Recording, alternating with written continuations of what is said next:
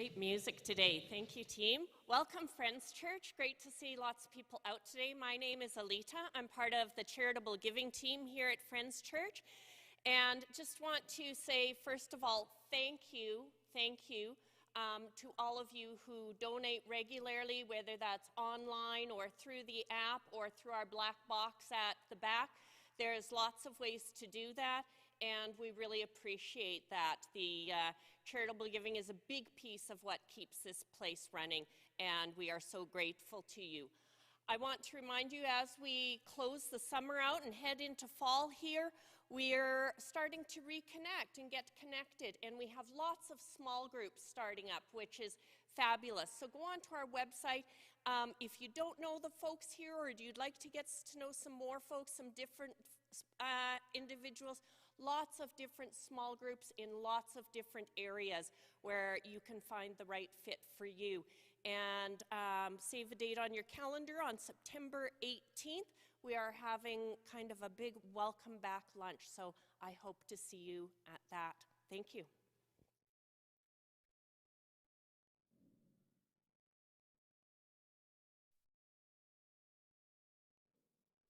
We didn't plan that transition very well, did we? Okay, good morning, everybody. Y'all are very quiet today. Thank you. There we go. Stroke my ego for sure. Does anyone feel like maybe this September feels a bit different than the last two Septembers? You know, the last two was kind of like, hey, we're coming out of summer into, I have no freaking clue what's going to happen. And this is the first one, to me anyways. It feels like the pandemic portion of COVID feels a little less loud. Like maybe life's coming back. Maybe things are going to get to normal. And I was reading a book recently that talked about when we have these major transitions in life is when our brain naturally handles this kind of question of what now? And so we've talked a lot about the pandemic and all the things that have happened in the pandemic, but there's a moment here that we'll miss if we're not careful. And that's the question of what now? Now that the pandemic portion of COVID is winding down, now what do we do? Because we're just naturally going to fall back into the rut of what we did before if we're not careful. But we can use this time to chart a different path. To look through our lives and say, okay, before the pandemic, if we can remember that long ago, I was into this. My kids were into 300 different events, and we were never home. We never saw each other. But maybe our life should look a little different now. I know my life before the pandemic, every evening was scheduled for months. If someone said, hey, I need a hand, I'd be like, okay, yeah. How about 3 months from now on a Thursday from 5 to 5:30, I have like a half hour. But as you're going to hear today, that's not how I want to live. And so we want to encourage you, starting in September, because it feels like the beginning of something new. Summer's over, we're starting a year again. Think of this as a time to look at your life carefully and say, what would a meaningful life look like? The pandemic took a lot of stuff away. Some of it we're going to want to bring back. That's cool. Some of it we lost and we went, wait a second, actually life is better without those things. How did we get caught up in that? So I want to encourage you, starting September, Jeremy, can you throw that slide up for me? Sorry, I should have asked that quicker. September some point, 11th, there we go. September 11th, Searching for a Meaningful Life. Come out, it's going to be unique to you, to your journey, what it looks like specifically for you. We're going to run through exercises for a couple weeks that comes out at the end saying, hey, now that the pandemic portion is winding down, what kind of a life do I want? What would be a meaningful life to me? Starting September 11th, we encourage you to come out. Take a deep breath. And if you would, give Jeff a big round of applause for coming up on stage. Yeah, right. Yeah, okay, if you're going to clap, really clap, all right? No, I'm joking. Hey, good morning, everyone. Happy you're here this morning, and welcome back. For some of you that have been away over the summer, feels nice seeing people starting to come back in.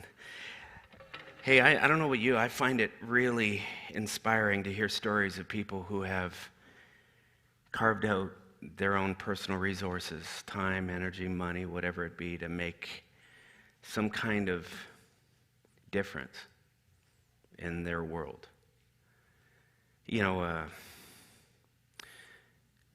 I'm thinking about stories where someone has, just quietly stepped out to help someone, whether it was in a supermarket, someone was fumbling for change, or they realized they didn't have enough, and I watched someone else say, you know what, let me help. Silently just helping out with the bill.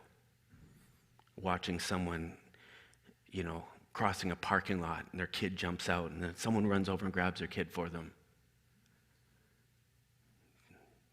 Watched people who have gotten involved in causes and that have made a huge difference fighting for the justice of some kind of people that are oppressed. Oh, geez, I can think of so many different stories where you just watch this person doing this uncommon thing that just made such a tangible difference. And I don't know about you, but man, I watch it or I read about it, I see it online, and it does something to me.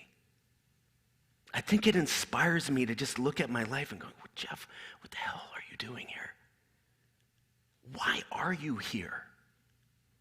You got such a limited window here on earth. Look at all you got. What are you doing with it? And not in a shame way. It's just like, it inspires me to say, man, I can do something more. And I love that feeling. And you know what? I'm betting I'm not the only one that feels that way. I'm betting a large reason why you show up Sunday mornings, tuning this on, listening to the podcast, showing up Sunday mornings here. Something inside you says, there's just got to be more than just paying my bills, going on vacation, eating good food. Something inside you, I think, craves living a meaningful life, doing something that creates something beautiful that's lasting. I believe that.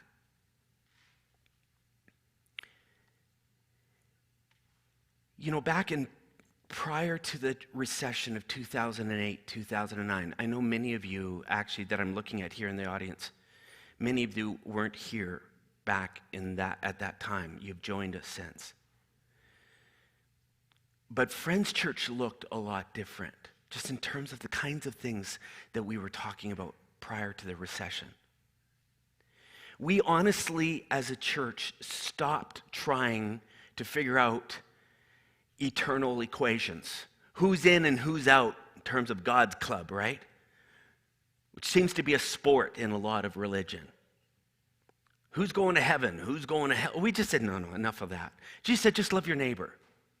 We started talking about taking water as a metaphor. Water was a metaphor of talents, anything you got, any resources that you could give to your world, people around you, your neighbor, people you're working with, random strangers, people on the other side of the world. Whatever you got, what do you have that you could take to make your world just a bit better? We said, figure out your water and take it, period. Now, at that time, prior to the recession, it was so mind-blowing to see people taking this thing and running with it. Remember one woman, she says, I can cut hair. So she began booking out one day a week. She'd go downtown, and she would cut the hair of people who had very little, people who were living on the streets.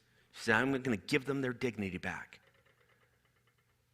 We saw people jumping in on causes, little opportunities here and there. They're going, I think I can do something remarkable here. We saw professionals going, I'm lending my services pro bono to this nonprofit.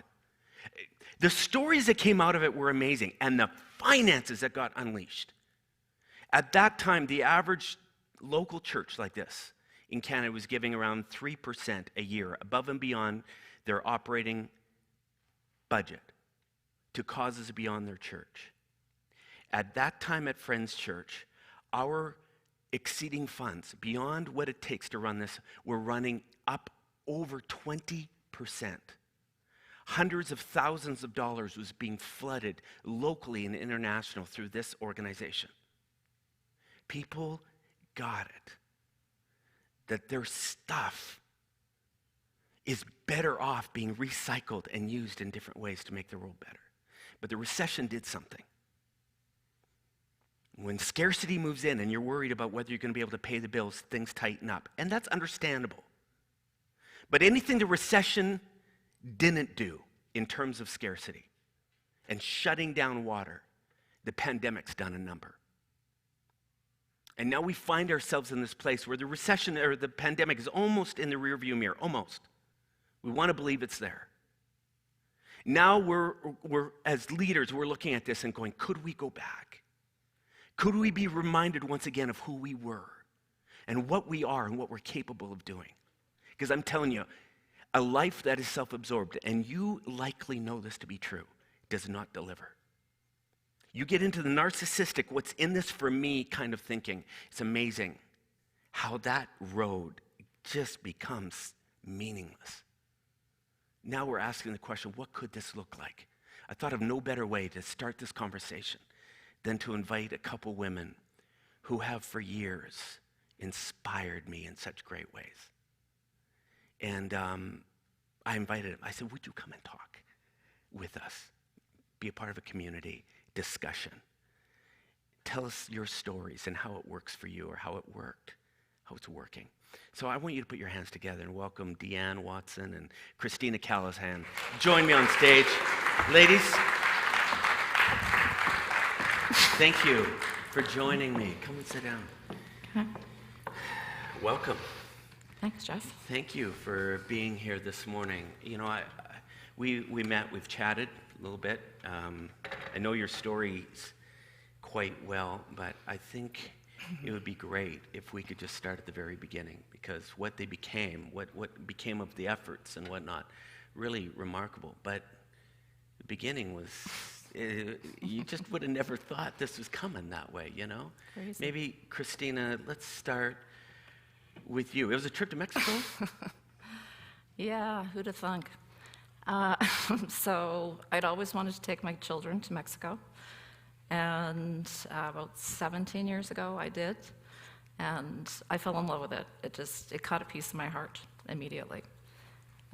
This is just like a vacation. It was a holiday. Mm-hmm. Yeah, that was the intention. Mm-hmm. That was the plan. And then we went back the following year, and it was the same. It had a piece of my heart. Mm-hmm. And then I found out through a friend I'd met down there that there were people up in the Sierra Madres that were freezing to death. And how is that possible? I've been here in January and February. It's hotter than Hades. But it's different. So I knew I was going back down in June. So I just thought, if I send out an email, if I can bring down a couple of coats for people, and I ended up a month later with, we packed 67 cases of winter clothing. It was amazing. So I found a Christian trucking company. I had no idea what I was doing, people. But the friend that I'd met, when I got down there before I went, he said, the fire chief of Puerto Vallarta wants to meet you. And I thought, why does he want to meet me? He wants to meet you. And I thought, why does he want to meet me? He has nothing to do with the clothing. But I thought, okay. So this is when you're bringing all the clothes down. I had sent them down, Okay, and so I was just there to distribute them. Okay. And so I went to the one unfinished fire hall in Puerto Vallarta, and I met Alfredo Rivas, the fire chief, who spoke not a word of English. And at that time, he had 44 firefighters and one firefighting coat, so they were walking into burning buildings in T-shirts for $5 a day, which horrified me. You talked about those moments. Mm-hmm. That absolutely horrified me. I just thought, in Calgary, we have one fender bender, there's 2 fire trucks, an ambulance, and a cop car. And I just went, wow, this is... And then Alfredo looked at me. Like I say, he didn't speak English, but he said in Spanish, "You're an angel sent to help save us." And I knew I was in real trouble. So he came asking if you might be able to recruit or supplies to help firefighters down in Mexico. He didn't ask me specifically, that literally was his statement. And he Okay. just, because of what I've done with the coats, Okay. which is a whole different than getting a fire truck. Yeah. So he didn't specifically, but there was just, in his eyes, Yeah. there was hopelessness, fear, desperation. But with me, because of what I'd done, he saw something that was maybe a lifeline to something that could help his firefighters. And I got on the plane and I thought, I can't do nothing. So I started Angels for Mexico 15 years ago. Well, we're going to get into what that has become. Deanne, your story looked a lot different. Tell us about where things began for you. I mean, hey, look, you've been a part of both of you have been a part of a lot of different humanitarian efforts and taking water, but this particular story began so unsuspecting. Why don't you start that morning? So I was driving my son to preschool, and it was his first day of preschool, my youngest son. So I was kind of feeling quite good about myself. It's his first day of preschool. I get some time now. This is going to be great. So I dropped him at preschool, and I thought I'd go have a coffee and read the newspaper. And when I got into the coffee shop, I grabbed the newspaper and I sat down, and the front of the newspaper had, I don't know if you're going to show it, but it had a picture of a little boy who had drowned in Greece. And that little boy looked exactly like the little boy that I just dropped off at preschool. And I just couldn't believe that I had so much luxury in my child was safe, my child was being educated, I'm having coffee, this is a great day, it's beautiful out, I'm free, I have a family, all these things. So that started me really thinking about what could I do, this isn't right. And then I... And sorry, this was a picture that showed, this was the Syrian crisis that was going on, all the war, people were fleeing away from Syria. This was an immigrant family. Right. That was just a refugee family that was trying to run away from the conflict. Right, so it was a family of 4. The only person who survived that trip was the father. He tried to teach his children to swim before the trip so that if the boat capsized, they might have a chance, which is just crazy. And of course it capsized and the mother and the 2 children died. And this story is not unique. It's obviously going on today for lots of refugees. So I just I emailed the newspaper saying what can people do? And then I think I just started to talk about it with people that I knew, and eventually we came together as a group at Friends Church. There was other people that felt similarly that this was a problem, and this is when Canada also started to say, okay, we're going to bring in 20,000 refugees and you can sponsor families and whatnot. And so a group of us thought, okay, let's do this. Yeah. And then a couple other churches, actually including this facility. The temple here. Yeah, the Jewish temple. Yeah. They had groups as well, so we band together as 3 groups. Yeah. To sponsor a family. And then what ended up happening is when you sponsor a family, the diocese of different organizations, they produce a list of these are the families that are available for sponsorship. And through some other conversations, we got in touch with a man who knew a family that was already here but needed help. So our group was put in touch with them, and we started helping them. I remember at the time when you began raising the alarms and going, hey, guys, there's an opportunity right here. And of course, we're in the midst of doing church stuff, and we're looking at that, the concept of that, going, whoa, that's a big pill to tackle. Are you sure? And it was amazing what began to, the people that started coming out of the woodwork and the team that you started bringing around. And the resources, and then the networking that started happening like before long. I mean, it was crazy what had happened. Let's fast forward, can we? Because we don't have a lot of time this morning, but let's fast forward now. How long ago was that, Deanne? About 7 years ago. 7 years ago. How long was your trip to Mexico? Long ago, that first one? 17 years. 17 years ago. So let's just look now at the project and what has come out of this, can we? Christiana, why don't you go first? Wow. A lot has changed. So in the 17 years, so what we do mainly is our main program is to support emergency services in Mexico, so primarily the fire department, but they also have what's called Protection Civil, which is like our EMS. So we have sent down, I've lost track of how many millions of dollars worth of surplus gear and equipment.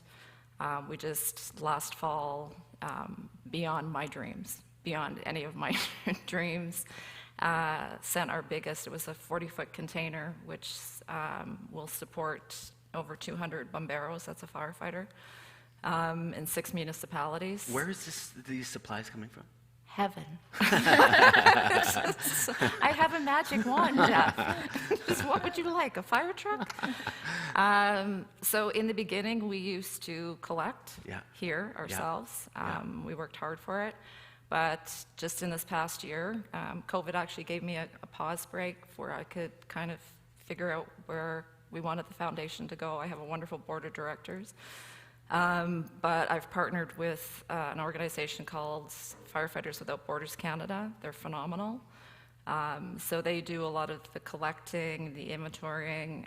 We pay, my foundation, I get investors, we pay for the shipping.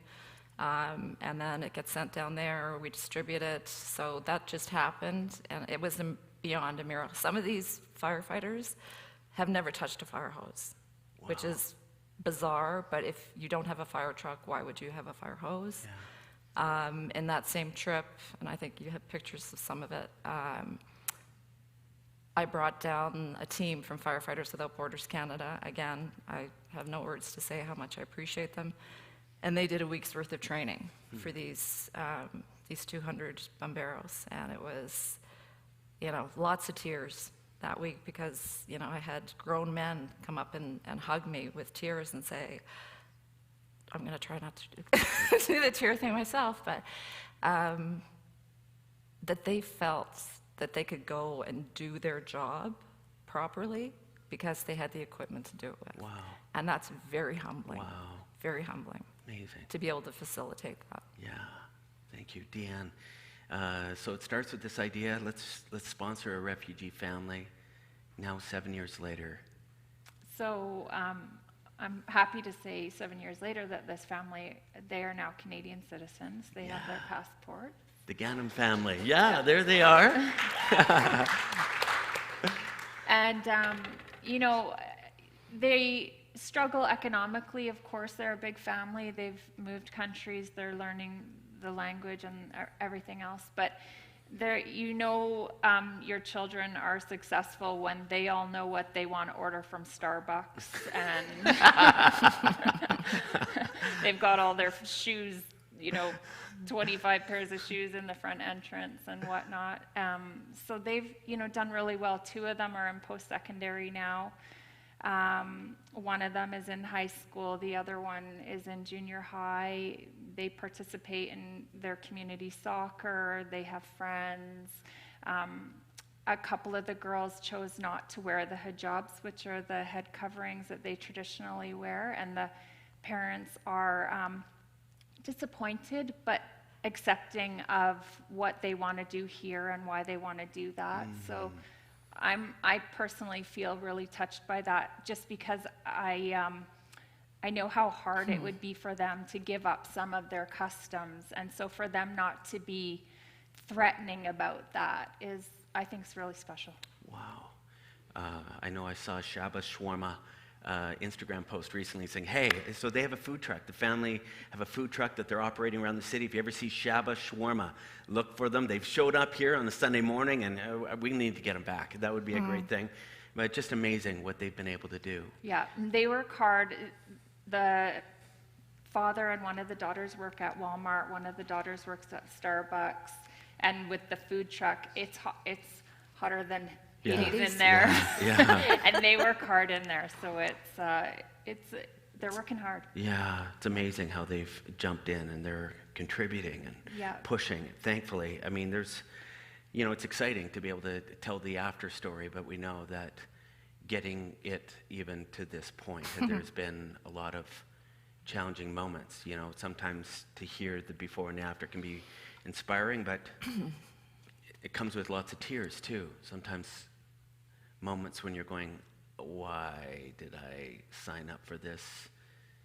Are there moments that come to your mind? And when I even just say that in these projects where you're going, oh. Hades, yes. Well, we talked about this at coffee, but for me personally, there's, you get so much more back when you give, but there are times when I did go, what was I doing? One of those was in probably year 3 or 4, I can't remember. We had sent a container down, and it got stuck in customs in Manzanillo. And we worked hard. That was before Firefighters Without Borders Canada. So my volunteers, my people have worked really, really hard to collect this stuff. The fire departments around here have been so generous to support us. They were so excited to have a conduit to get it to some place that it was needed, and it wouldn't go into the hands of corruption. But that's what I was dealing with. And it got stuck in customs in Manzanillo because of corruption, and they wanted dirty money that I wasn't willing to pay. Because once you open that door, you can't close it, and we fought righteously for what was in that container. So I fought literally almost every day on the phone or via email for 10 months. 10 months? 10 months. And finally succeeded, and was happy, but drained, absolutely drained. And my family and my friends had watched, they're just like, Christina, and I was like, nope, I got it. Because I have a board of directors, but I was on the front lines. And then it finally, like I say, it happened. And I remember 2 days later, a couple of my bomberos, they become like family to me. And they sent me the pictures of the stuff in the container because they were so happy and so joyful. And I just remember looking at my computer screen saying, oh my God, like it's wonderful, but it sucked my tank dry. Yeah, I can only imagine month 8, month 9, as your investors, people that had donated all this equipment are waiting for the pictures and the stories, and you don't know what. Yeah, they're like, so how's it? And you're dancing a dance. And you got the fire departments down there going, where's our stuff? We need it so bad, Christina, and which I know. And then you have the people up here who either helped to pay to get the container there, or the fire department that donated. And you're sitting there going, why did I even sign up? Oh my God! But I learned, like, on the other side of it, after looking at that screen and going, oh my God, like, as wonderful it is, I have to set boundaries for myself. I'm not going to fix Mexico. Nobody's going to fix Mexico. Wow. So it really took you down hard in that process. Yeah. But it was a check for me, and it's one that I've carried on going forward. Sure. That I can only give so much of myself, or I'm not going to be good to any, but my family first. Yeah. Right. I can't. I have to set that for myself, for my children, for my family, and my friends. Yeah. Deanne, there were some difficult moments in the midst of that. Yeah, there are definitely a few things. In the very beginning, we had trouble sort of getting them the money because it wasn't as easy as just giving them cash to buy their groceries. So there was an adjustment of trying to find a system that worked for them and that we could actually do in Canada with how charitable giving works. And, then there were things like they had to move house, and what I thought they could afford was not acceptable to them, and so they really pushed back on that. And so there was just this place of having to let go of what I believed was the thing to do and try to flow with what they felt was the right thing to do and support them in that and help them. And in however that turned out. It turned out great, but they got what they wanted, shockingly for me, and so that's wonderful that worked out for them. I can see how difficult it becomes when you're wanting to help someone, and thoughts like, well, you should be grateful for, and all these different things when you are trying to help, and realizing that on the other side, these people have their own values and needs and expectations, and so tricky. I know you mentioned too, even just challenges with family too, and boundaries. Yeah, because I have 2 children, and I really wanted to include their son in some of our activities, because I thought that I could really just tuck him right under and take him to soccer and whatever, and really alleviate some of his parents' troubles with getting to soccer and this and that and whatever. But I had to slow down a little bit, because I know that my boys needed me to be their mom and not also be Mohammed's mom. And so there were times where I had to kind of back off a little bit. Challenging. Yeah. Curious. So we got the impact of the organization on these people's lives, whether it's firefighters, the people that they're working with, the Ganem family and their kids, and how that's all working. We got the kind of the difficulties, the challenges that come with it personally, but there's also the growth personally that comes through these moments. And I know you started hinting at it, Christina, is just in terms of the boundaries, but what would you point out in terms of things that, and the ways that it has impacted you personally throughout these years, 17 years, 7 years in this refugee family, things that you look at and go, wow, this thing has kind of maybe impacted me growth-wise, character-wise? Are there things that you would say, oh yeah, for sure, in this way? Or I mean, it can't not change you, I think. Personally, I mean, for all that dark moment I shared, I'm so blessed. I have made the most amazing family members, and I do consider them family members, on this side that help, and on that side that receive the help. But the gratitude that they give, I've learned so many lessons from those people on humility and kindness, and they would give you everything and they have nothing. I've learned that, you talked about the other day with, what your superpower has become. Mine has literally, I will ask anyone for anything, I don't care who you are, if it will help them. And maybe that was there before, but that is there times a million now, because, I mean, if I see something that is of value to them, or some way that you might be able to help them, and I don't care what your title is, but yeah, I mean, I've been told that I can get people motivated. Wow. But I believe in it. I told it it's become like my 3rd child that I didn't plan on having. Yeah. So it's nurturing, and it's keeping that alive. Yeah. And it's, these gifts that came out of you didn't even know existed.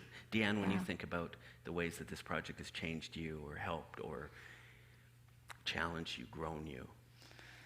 I think for me, one thing that I've learned is that a little, what I might consider a little, can mean so much to somebody else.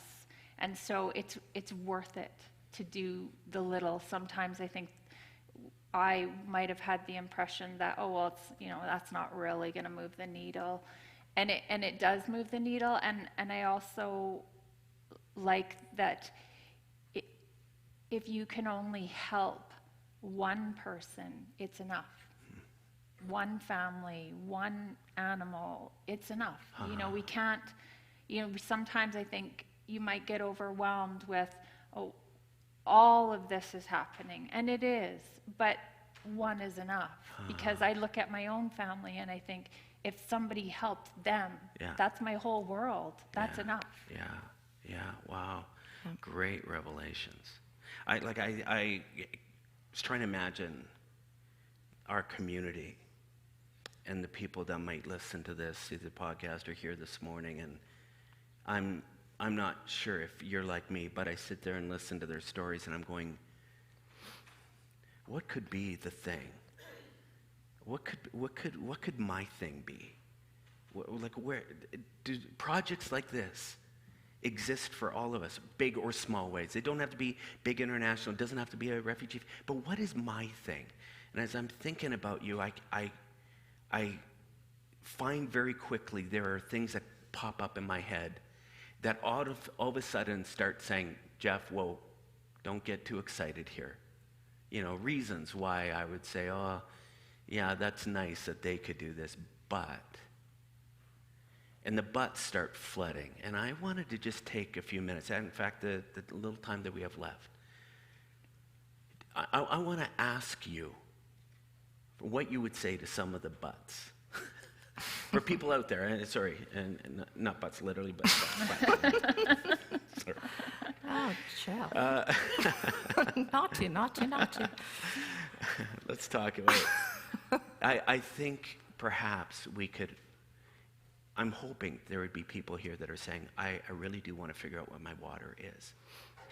And so I think maybe the first one is simply just like, how do you start figuring out what it could be? Like, where is the opportunity? I mean, you're on holidays. I didn't think you're looking for a water assignment at that moment. But Deanne, you started talking to me about these serendipitous moments. Can you describe what you mean by those and what? I think it's coincidences. It's little things that you see. Like I sitting in that coffee shop and I see that newspaper and I feel it.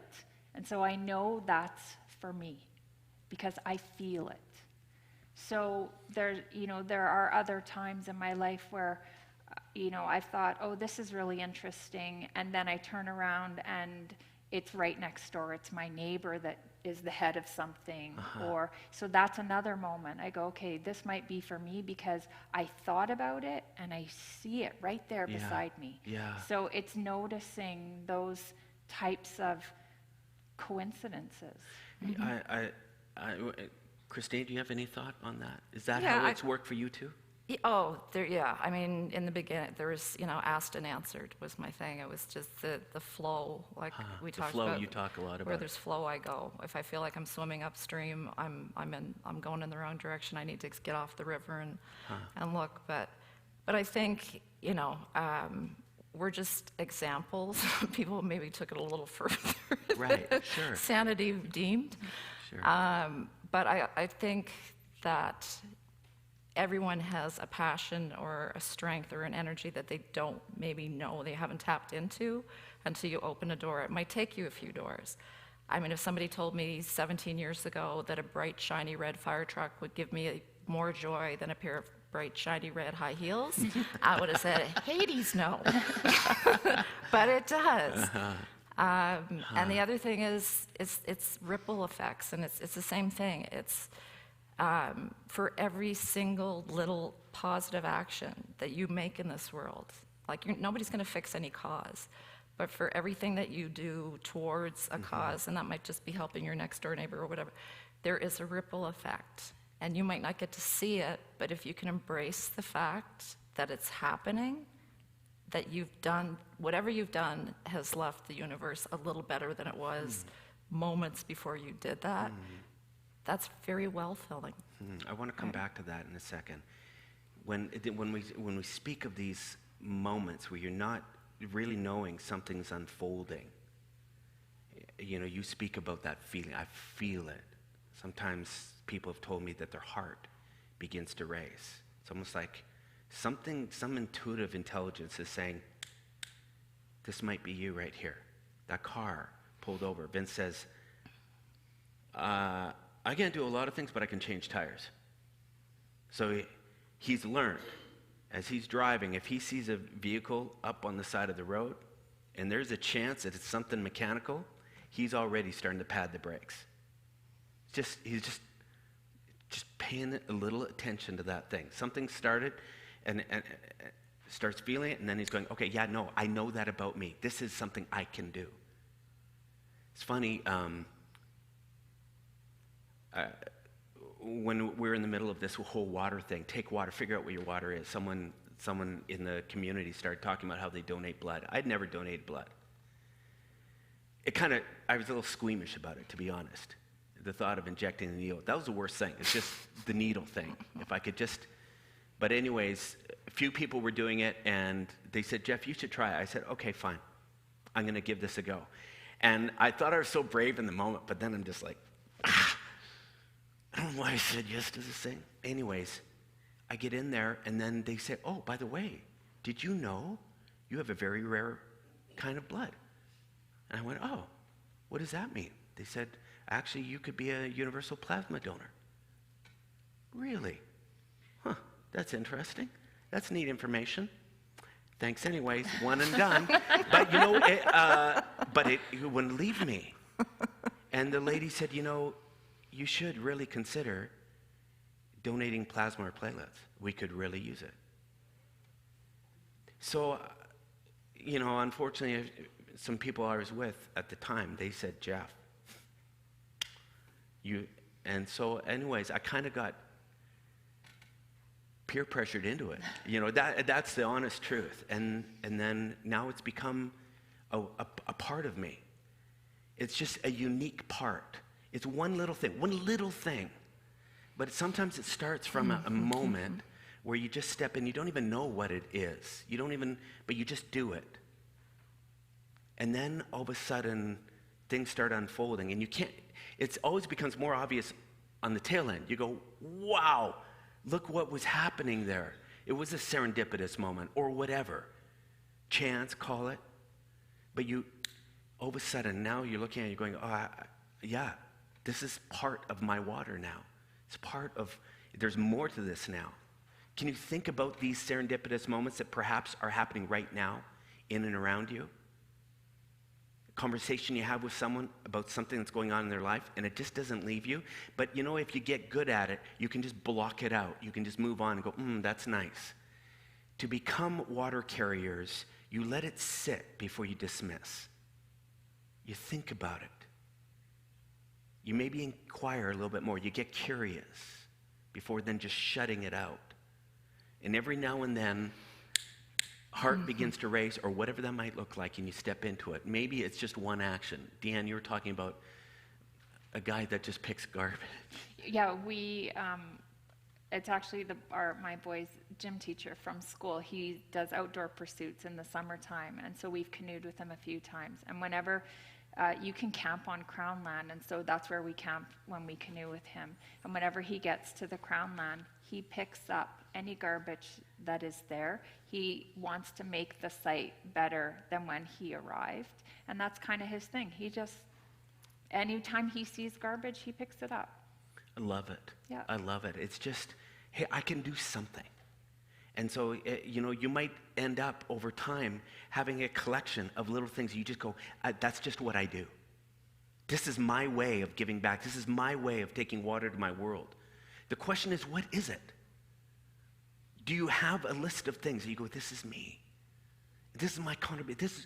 I'm telling you, like, we can talk about the impact it can have out there. You want to talk about impact it can have inside. When all of a sudden you just start giving a little portion of yourself away. This fall, in September, we're beginning a series called Searching for the Meaningful Life that Vince was talking about earlier. This is a large part of finding meaning in your world.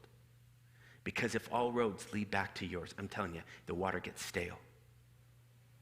Part of the spiritual journey says, open up your eyes, get your head up, and look around. Because the meaning internally happens as you start looking beyond yourself. So we're going to talk about some of these pieces that we're talking about this morning more in detail in September. I think about, Christina, you said, I was asking you, well, how did you know you had what it takes to do this? Like, why would you step into you must have known you had this superpower of asking. But you said, no, I had no idea, which I kind of struggled with when you first started telling me that. Is it true? You didn't know you could just ask people unabashedly? Because that I didn't really make a practice of it before this, not gonna lie. No, and I think the other thing, no, I mean, I've always been a giver. I guess that was always within me, for sure. I was raised that way. But it took that part of that character of me and just amplified it, because it's to help someone else. And like I say, nobody's going to fix everything.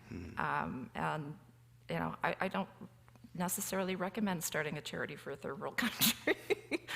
But I also, you know, sometimes it can be daunting, but if you don't look at the mountain and you just take one step yeah. at a time and just one challenge. But in the process, you began to recognize, wow, I don't seem to struggle with asking people for resources or whatever. Like, that became more apparent as you went along. No, absolutely. Yeah. Yeah. Deanne, for you stepped down and said, hey, what can we do? Had you ever led any kind of project or like spearheaded something like this before? No, I mean, I've tried to volunteer before, you know, and I have always thought, oh, if I was a lawyer, I'd know exactly what to do. I would do free lawyer stuff. And if I was a doctor, I would do free doctor stuff. And so I bumbled around with different things. And, you know, with this family, just little things would come up, and it's like, oh, I know how to do that. I can register the kids for soccer. And I know how to buy gift cards to do this and whatever. And so it just kind of started to fit, you know, and I think that's important when you're doing something, is making sure that it fits your life too. Like right now I collect food for a women's shelter, and I do it because I want to do something, but I don't want to be restricted in regards to timing. So I pick this food up whenever I want, and I drop it off whenever I want. They don't expect it. I can drive a car, and I can walk into Starbucks. So it's all like, it's about finding something that really fits and is easy in your life too. You're going to go through hard bits, but the gist of it should fits feel naturally. pretty good. Okay. Yeah. Okay. Yeah, this is real. The nuggets here are really important. I know that there have been times when we started talking about taking water, people started coming back to us and saying, well, I'm just going to step out and just do this. And then we said, that's great, and that's important, but maybe this might be a better fit. Then the pendulum swung a little too far, where we started talking about this smart water. Be intelligent. Find the right, perfect thing for you. That this doesn't seem easy for you, or this, or whatever. And then the water stopped, and we went, whoa, no, not too smart. You just gotta get out, and maybe do something, and it starts finessing. You start learning more about yourself. Start realizing, you know what? I'm probably more gifted doing this than I am at this. I'm going to say more yes to these kinds of things, less to those things. And so it becomes nuanced over time. Some of our champion water carriers within our community have nuanced their roles in the kinds of causes and efforts they're giving. They know what they do best in light of their life and schedules and resources and skill sets. So I look at, hey, we're done here this morning. I don't know where you sit. If I was to just call you out and say, come here, tell me what your water is. Maybe you're going, yeah, don't do that, number one. But if we were to just have a personal conversation, I don't know where you would be on this scale. Maybe there's some here today that are just going, wait, this is kind of a novel concept, the idea of giving back. Maybe you're a little further back on the continuum where you're just still opening up to the idea that maybe you pry your fingers off of some of your resources to give back. Maybe you're there. And maybe your step this week is just to consider what you have that you could give away. Maybe you're further along. You're going, no, I believe in this concept of giving back. I want to be that kind of person. I've tried a couple things. It didn't really go well. And you're just kind of now in a standstill. Maybe your step today is to just start paying attention to what's around you. We're looking for those serendipitous moments when the heart begins to race. or the opportunity you're going, maybe you're further along than that and you've involved yourself in a number of different causes, maybe some that burnt you or burnt you out. And you're going, I've done that deal. And maybe your step today is to consider maybe chipping away at the scar tissue and giving it another shot, trying something. Maybe there's someone here today and you found a role, you found something, and it's now gone easy. You can almost do it in your sleep. Maybe the next challenge is to step out and think, maybe I'm capable of more. Maybe you've been carrying about a 1-liter pail of water, but your capacity has grown, and you're ready for maybe a 10-gallon. I don't know where you're at in this, but I'm telling you, without apology, the spiritual journey is connected to this thing called taking water and giving back. And if you want to experience all that this was meant to be about, I invite you to start exploring what role water carrying will have in your life. Thank you, ladies, for joining me this morning. This was awesome. And I'm so proud of you. So, hey, next week, we're back. I think we only have one more week left of this, or 2 more weeks of this Coming Back series. I'm actually going to interview Emily White, another woman in our community. Her story and just her experience of belonging in community with people she never felt like she could belong with. I think there's a powerful story. There is a powerful story in what she's learned and experienced, what she's going to bring. I encourage you to come on back, invite a friend. And anyways, I hope we all take another big step toward taking some water this week, hey? Let's dust off the cobwebs, off those pails, and get busy and make our world a little bit better. Have a great week, everyone. We'll see you next week.